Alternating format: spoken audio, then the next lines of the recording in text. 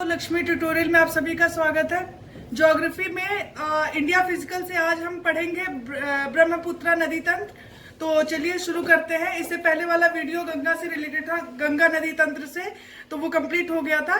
अब हम ब्रह्मपुत्रा नदी तंत्र के संबंध में प्रश्नों को देखेंगे। तो शुरू करते हैं। निम्नलिखित में से सत्य कथन का चयन करें। तो पहला कथन है, ब्रह्मपुत्रा नदी मानसरोवर झील के पास से निकलती है तथा हिमालय के साथ साथ पश्चिम से पूर्व बहती है। जो ब्रह्मपुत्रा नदी है वो मानसरोवर झील यानी कि जो तिब्बत है वहां पर मानसरोवर झील, जहां से सिंधु भी निकलती है और वहीं पे ही राकस ताल है, वहीं से अपनी ये सतलज निकलती है। तो ब्रह्मपुत्रा भी मानसरोवर झील के पास से ही निकलती है और ये हिमालय के साथ साथ पश्चिम से पूर्व की ओर बहती है।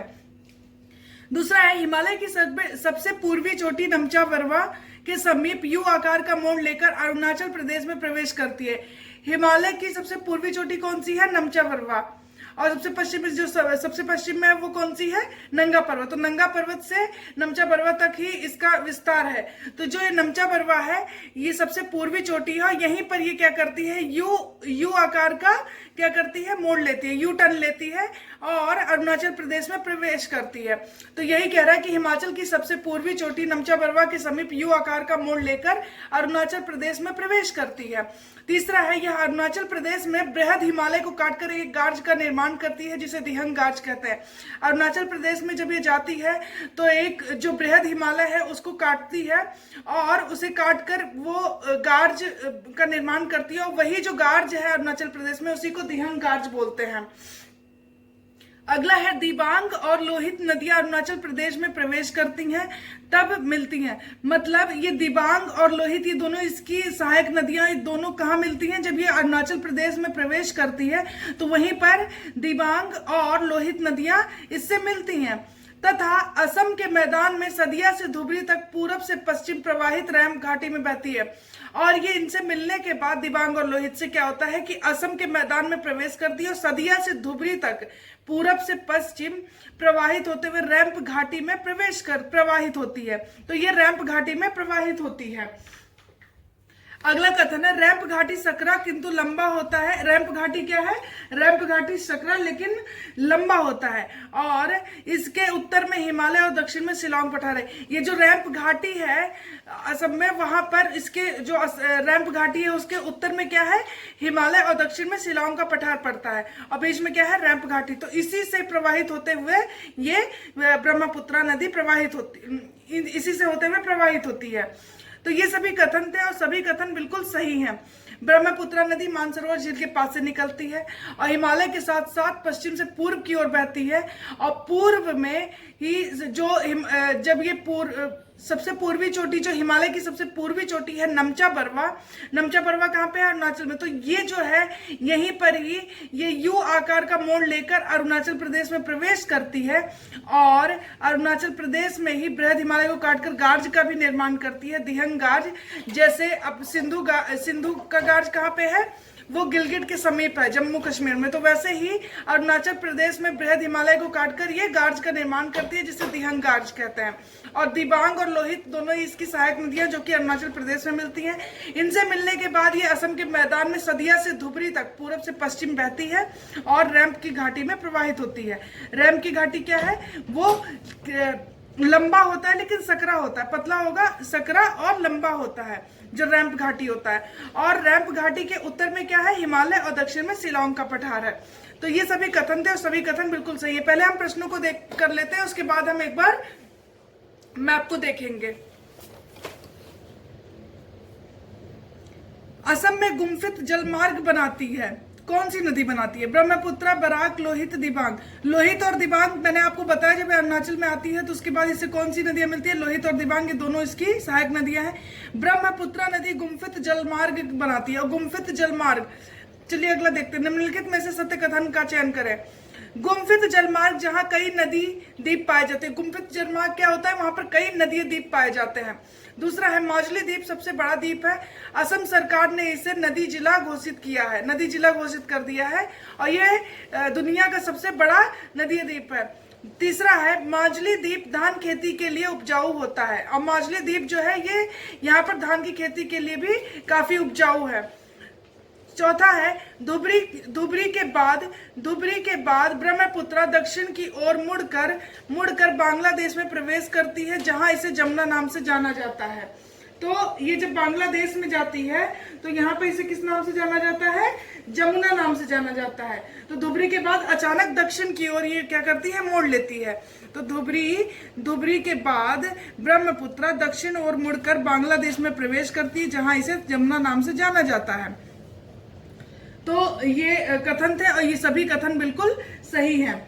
ये जब ब्रह्मपुत्रा के नाम से, ब्रह्मपुत्रा को जब बांग्लादेश में जमुना नाम से जानते हैं, होता क्या है कि जब ये बांग्लादेश में जाती है तो यही जमुना जो है पद्मा नदी से मिलती है। पद्मा मतलब गंगा, और ये दोनों की संयुक्त धारा जो है जमुना और पद्मा, वो पद्मा कहलाती है। और जो मणिपुर वाली, इससे पहले वाली वीडियो में मैंने बताया था कि मणिपुर से निकलने वाली बराक या मेघना नदी, उसको बराक बोलते हैं, मेघना, वो नदी बांग्लादेश में जब पद्मा से मिलती है तो उसकी जो संयुक्त धारा होती है वो मेघना कहलाती है। तो नाम क्या हो गया? जमुना, पद्मा, मेघना, ये गंगा के नाम हो गए। पहले जमुना, पद्मा और फिर मेघना। जब ये बंगाल की खाड़ी में गिरती है तो इसके किस नाम से गिरती है? लास्ट वाला मेघना, मेघना नाम से इसका जो है ये अपना मुहाना बनाती है बे में। तो बे में गिरते वक्त ये क्या कहलाती है? मेघना। तो धुबरी के बाद ये अचानक दक्षिण की ओर मोड़ लेती है, बांग्लादेश में प्रवेश करती है, और वहां पर ब्रह्मपुत्रा को जमुना बोला जाता है। जमुना जो है किससे मिलती है? जमुना पद्मा से मिलती है, और पद्मा और जमुना की संयुक्त धारा क्या कहलाती है? पद्मा कहलाती है। अब पद्मा जब बराक या मेघना से मिलती है तो उसकी संयुक्त धारा मेघना कहलाती है, और मेघना नदी ही जाकर बे में अपना मुहाना बनाती है। तो ये देख लिया हमने। अगले प्रश्न पे आते हैं।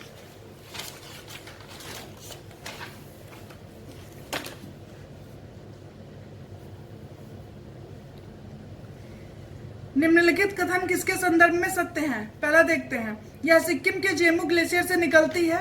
दूसरा है, यह नदी बांग्लादेश में जमुना से मिलती है।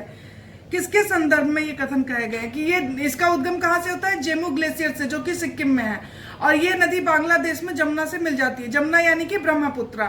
तो देखते हैं, मानस, तिस्ता, जिया भरेली, धनसिरी, ये सभी नदियां, ये तिस्ता के बारे में कथन है, और ये सभी नदियां इसकी सहायक है ब्रह्मपुत्रा की। तो जो तिस्ता नदी है वो सिक्किम के जेमू ग्लेशियर से निकलती है, और ये बांग्लादेश में जमुना से मिल जाती है। तो जमुना से इसका मिलन कहाँ होता है? बांग्लादेश में। तो ये तिस्ता नदी के बारे में कथन था।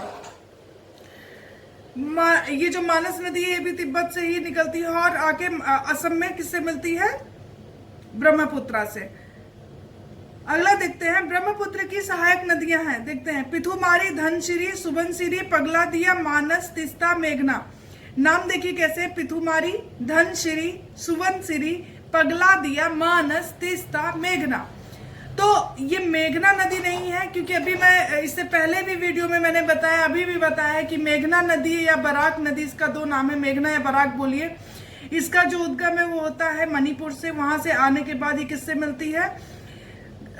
इससे गंगा यानी कि जमुना से, पद्मा से मिलती है, और पद्मा से मिलने के बाद इसका नाम मेघना हो जाता है। पद्मा का नाम, दोनों की संयुक्त धारा मेघना कहलाती है, और वो बे में अपना मुहाना बनाती है। इसको हटा दीजिए। तिस्ता नदी, इससे पहले वाला प्रश्न इसी से रिलेटेड था कि तिस्ता नदी का उद्गम होता है जेमू ग्लेशियर से, जो कि सिक्किम में है, और ये जाके उससे ब्रह्मपुत्रा से कहा मिलती है? बांग्लादेश में। मानस मैंने बताया तिब्बत से निकलती है, और आकर ये कहाँ पे मिलती है? असम में मिलती है। पगलादिया, सुबनसिरी, धनसिरी, पिथुमारी, ये सभी ये सहायक नदियां हैं मेघना को छोड़ के। तो 1 2 3 4 5 6 ये यहाँ तक, मेघना इसकी सहायक नहीं है। अगला देखते हैं, मानस नदी का उद्गम भूटान से होता है। मानस नदी का सॉरी मैंने बोल दिया था तिब्बत, ये इसका जो मानस है इसका उद्गम होता है भूटान से, और यह नदी असम में ब्रह्मपुत्रा से मिलती है। तो मानस नदी का उद्गम कहाँ से होता है? भूटान से होता है, और ये नदी असम में ब्रह्मपुत्रा से मिलती है। तो असम में ब्रह्मपुत्रा से मिलती है, और इसका उद्गम होता है भूटान से। मैं फिर से सॉरी बोल रही हूँ कि मैंने बोल दिया था कि तिब्बत से निकलती है, सॉरी। मानस नदी का उद्गम होता है भूटान से, और ये तो बिल्कुल ठीक है कि असम में ही इससे मिलती है ब्रह्मपुत्रा से, और ये दोनों ही कथन बिल्कुल सही है। अगला है, ब्रह्मपुत्रा को चीन या तिब्बत में किस नाम से जाना जाता है? सांगपो, ब्रह्मपुत्रा, जमुना, दिबांग।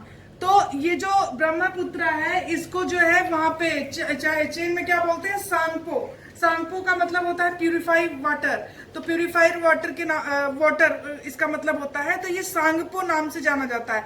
उससे आगे जब ये अरुणाचल में आती है तो वहां पे किस नाम से जानी जाती है, दिबांग। और जब वहां पे जाती है बांग्लादेश में तो वहां उसे जमुना नाम से जाना जाता है। तो ये इसका नाम है कि सांगपो, दिबांग, ब्रह्मपुत्रा एंड जमुना, तो ये इसका नाम है। चलिए अगला प्रश्न देखते हैं। प्रायद्वीपीय भारत की नदियां तथा हिमालय की नदियां दोनों में अंतर स्पष्ट करें। तो देखते हैं, प्रायद्वीपीय नदियां हिमालयी नदियों से प्राचीन है। जो प्रायद्वीपीय भारत की नदियां हैं वो जो हिमालयी नदियां हैं उनसे प्राचीन है। प्रायद्वीपीय नदियां अपने आधार तल को यानी समुद्र तल को प्राप्त कर चुकी हैं, जबकि हिमालयी नदियां अपने युवावस्था में हैं और लगातार घाटी को गहरा कर रही हैं। जो प्रायद्वीपीय नदियां हैं वो प्रौढ़ावस्था में आ चुकी हैं और वो अपने आधार तल को यानी समुद्र तल को प्राप्त कर चुकी है, लेकिन जो हिमालयी नदियां हैं वो अपने युवावस्था में और लगातार घाटी को गहरा कर रही हैं। पहला कथन बिल्कुल सही है। दूसरा है, प्रायद्वीपीय नदियां कठोर पहाड़ी संरचना द्वारा नियंत्रित होती हैं और यह विसर्पण नहीं करती हैं। जो प्रायद्वीपीय नदियां हैं वो कठोर पठारी संरचना द्वारा नियंत्रित होती हैं और ये विसर्पण नहीं करती हैं। इनका मार्ग जो है बिल्कुल तय है, नियंत्रित है। और जबकि हिमालयी नदियां उत्तर भारत के मैदान में पहुंचकर विसर्पण करती है और कभी कभी रास्ता भी बदल देती हैं। अगर इसका एग्जाम्पल देखा जाए तो आप कोसी को देख सकते हैं। अगला है, प्रायद्वीपीय नदियां अधिकतर छोटी और ये उद्गम से मुहाने तक कठोर चट्टानों पर प्रवाहित होती है। जो प्रायद्वीपीय नदियां वो अधिकतर छोटी हैं और इनका उद्गम जो है कहां से होता है, इनका उद्गम से मुहाने तक कठोर चट्टानों पर ही प्रवाहित होती है। मतलब जहां से उद्गम होता हो, जहां पर मुहाना वहां तक ये इनका जो दूरी है वो कठोर चट्टानों पर ही प्रवाहित होती है। जबकि हिमालयी नदियां अधिक लंबी और उद्गम मुहाने से दूर है। हिमालयी नदियां जो है लंबी है और उनका जो उद्गम से और उनके मुहाने तक की दूरी काफी लंबी है। तो हम ये देख सकते हैं कि ये कह रहा है कि प्रायद्वीपीय नदियां अधिकतर छोटी हैं, क्योंकि उसकी जो दक्षिण भारत की जो सबसे बड़ी नदी है, अगर ये गोदावरी है, गोदावरी का जो ये है क्या नाम है, लंबाई है वो 1465 है, 1465 किलोमीटर। और जबकि जो हिमालयी नदियां हैं उनकी अगर लंबाई देखी जाए तो जो गंगा है उसका देख लीजिए 25-25 किलोमीटर है। तो इससे भी देख सकते हैं। अगला कथन है, दक्षिण भारत की सबसे लंबी नदी गोदावरी की लंबाई 1465 किलोमीटर, जबकि हिमालयी नदी गंगा की लंबाई 25-25 किलोमीटर है, 2525 किलोमीटर है। और ये सभी कथन बिल्कुल सही है। अगला देखते हैं। अच्छा, कोसी नदी के बारे में बता दूं, ये कह रहा है कि ये जो अभी इसने कथन बोला कि जो हिमालयी नदियां हैं वो उत्तर भारत के मैदान में पहुंचकर विसर्पण करती है, कभी कभी रास्ता भी बदल देती है। तो जो मैंने बोला कि कोसी नदी क्या करती है, नेपाल है, नेपाल से निकलकर ये बिहार में गंगा में मिलती है और इसे बिहार का शोक भी कहते हैं। ये कोसी नदी रास्ता बदलने के लिए बहुत कुख्यात है। होता क्या है कि नेपाल में जो हिमालय पर्वत है उसको काटकर बहुत सारा बालू मिट्टी बहाकर लाती है और बिहार में अपने ही रास्ते को क्या करती है, अवरुद्ध कर देती है। तो अपने ही द्वारा मतलब लाए गए जो मड होते हैं उनको क्या करती है, अपना ही रास्ता अवरुद्ध करती है और इसलिए ये रास्ते मतलब ये अपना रास्ता बदलने के लिए काफी कुख्यात है। तो वो था कोसी नदी और उसी का एग्जाम्पल दिया मैंने, जो ये कह रहा है कि नदियां अपना कभी कभी रास्ता भी बदलती हैं। तो चलिए अगले प्रश्न पे चलते हैं। ये सभी कथन बिल्कुल सही था। ये दोनों में अंतर देख लिया हमने, प्रायद्वीपीय भारत और हिमालयी नदियों के बीच अंतर। अगला प्रश्न है, देखिए पहला कथन देखते हैं। प्रायद्वीपीय भारत की औसत ऊंचाई 800 मीटर है, यही कारण है कि प्रायद्वीपीय भारत पर ग्लेशियर नहीं पाए जाते। ये पहला कथन है कि उसकी जो औसत ऊंचाई है प्रायद्वीपीय भारत की वो 800 मीटर है और ये बोल रहा है कि यही कारण है कि यहाँ पर ग्लेशियर नहीं पाया जाता है। दूसरा है, हिमालय की अधिकांश चोटियां 6000 मीटर हैं से भी ऊंची हैं। हिम रेखा की ऊंचाई लगभग 4400 मीटर होती है। हिमालय की जो चोटी हिम रेखा के ऊपर उठी उस पर बर्फ पाया जाता है। सही बात है, हिमालय की अधिकांश जो चोटियां हैं वो 6000 मीटर से भी ऊंची हैं और हिम रेखा की ऊंचाई जो होती है लगभग 4400 ही होती है। तो ऑब्वियसली कि ये जो हिम रेखा है 4400 मीटर, इसके ऊपर जो भी चोटी होगी तो वहां पर ग्लेशियर्स पाए जाएंगे। तो ये दोनों ही कथन बिल्कुल सही है। और प्रायद्वीपीय भारत की औसत ऊंचाई कितनी है, 8000 मीटर है। यही कारण है कि प्रायद्वीपीय भारत पर ग्लेशियर नहीं पाया जाता है। अगला है निम्नलिखित में से सत्य कथन का चयन करें। पहला है महानदी छत्तीसगढ़ के दंडकराय पठार से निकलती है तथा उड़ीसा के कटक के पास डेल्टा बनाती है। तो महानदी का डेल्टा कहाँ पर है? कटक के पास है। निकलती कहाँ से? छत्तीसगढ़ के दंडकराय पठार से निकलती है और उड़ीसा में कटक के पास इसका डेल्टा बनाती है।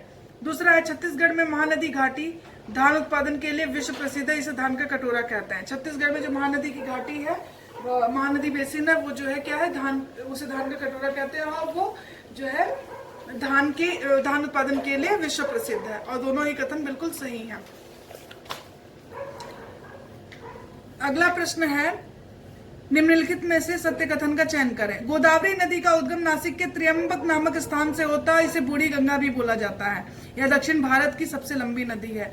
मैंने बताया था कि इसकी जो लंबाई है वो 1465 है और प्रायद्वीपीय भारत की अधिकांश नदियां अधिकतर छोटी ही हैं और जो हिमालयी नदियां हैं वो लंबी हैं और उनकी जो उद्गम स्थान से और जो मुहाने तक की दूरी काफी लंबी होती है और इनकी काफी कम होती है। तो ये गोदावरी नदी प्रायद्वीपीय भारत की नदी है और ये दक्षिण भारत की सबसे लंबी नदी है और इसका उद्गम कहाँ से होता है? नासिक के त्र्यंबक नामक स्थान से होता है। तो गोदावरी नदी का उद्गम नासिक के त्र्यंबक नामक स्थान से होता है, इसे बूढ़ी गंगा भी बोलते हैं और ये दक्षिण भारत की सबसे लंबी नदी है। दूसरा कथन है गोदावरी नदी 3 राज्यों महाराष्ट्र, तेलंगाना और आंध्र प्रदेश में प्रवाहित होती है। ये 3 राज्यों में प्रवाहित होती है, महाराष्ट्र, तेलंगाना, आंध्र प्रदेश, तथा राजमुंद्री के पास डेल्टा बनाती है। राजमुंद्री के पास इसका डेल्टा, इससे पहले हमने देखा था कि जो महानदी है उसका डेल्टा कहाँ पे है? कटक में, जो कि उड़ीसा।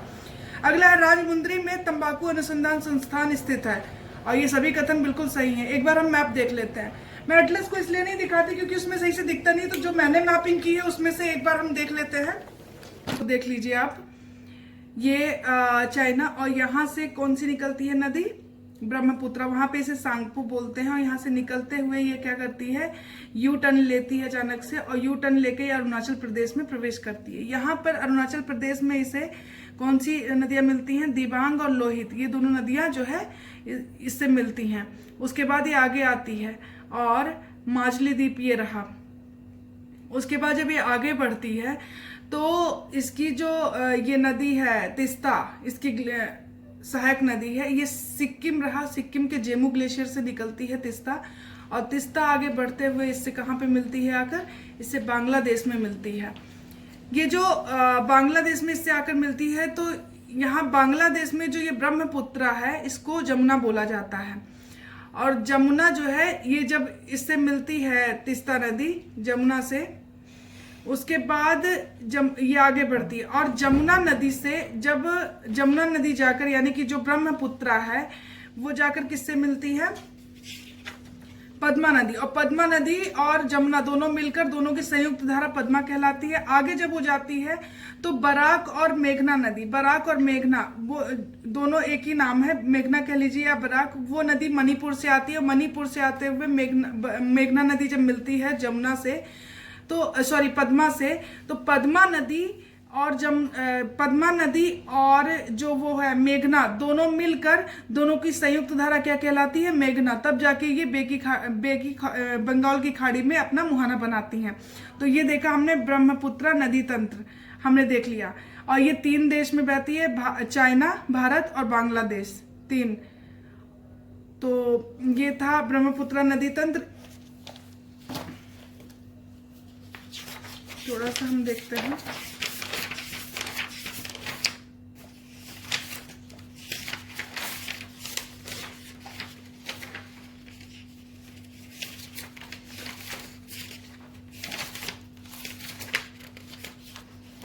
ये गंगा नदी तंत्र एक बार देख लेते हैं फिर से, कल हमने देखा था।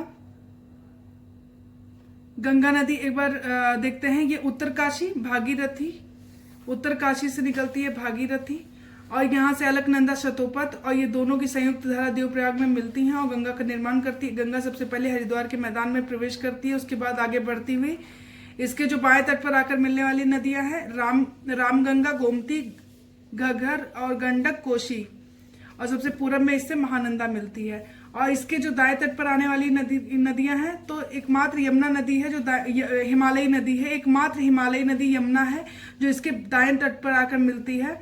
और जो ये चंबल, सिंध और बेतवा और केन है, ये 4 नदियां, चंबल, सिंध, बेतवा, केन, ये 4 नदियां पहले यमुना से मिलती हैं और यमुना से मिलती है, और यमुना से मिलने के बाद यमुना क्या करती है, जाके इससे मिलती है इलाहाबाद में, किससे मिलती है, प्रयाग में किससे मिलती है, गंगा से। उसके बाद ये जो टोंस है, टोंस नदी भी इलाहाबाद में ही मिलती है इससे। उसके बाद आगे ये बढ़ती है तो सोन नदी इससे पटना में मिलती है, और ये जाकर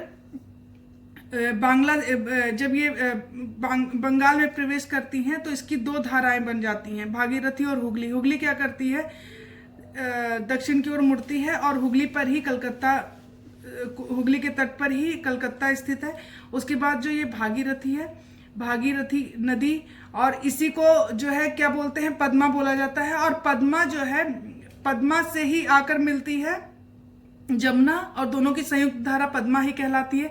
उसके बाद जब उससे आकर मिलती है बराक नदी, बराक या मेघना, तो उसकी संयुक्त धारा मेघना कहलाती है। उसके बाद जब ये मेघना कहलाती है, उसके बाद ये बंगाल की खाड़ी में अपना जल गिरा देती है। तो ये हमने देख लिया, देवप्रयाग में मिलती हैं ये भागीरथी और अलकनंदा। अलकनंदा का जो निर्माण हुआ, अलकनंदा नदी का, विष्णु प्रयाग में विष्णु और धौरी और विष्णु, ये 2 धाराएं मिलकर अलकनंदा का निर्माण करती हैं, अलकनंदा नदी कहलाती है। और अलकनंदा नदी कहाँ पे, विष्णु प्रयाग में। तो ये हमने देख लिया अलकनंदा और पिंडारकंड प्रयाग। रुद्रप्रयाग में कौन मिलता है, अलकनंदा और मंदाकिनी। तो ये था गंगा नदी तंत्र। आज के लिए इतना ही। Thank you so much.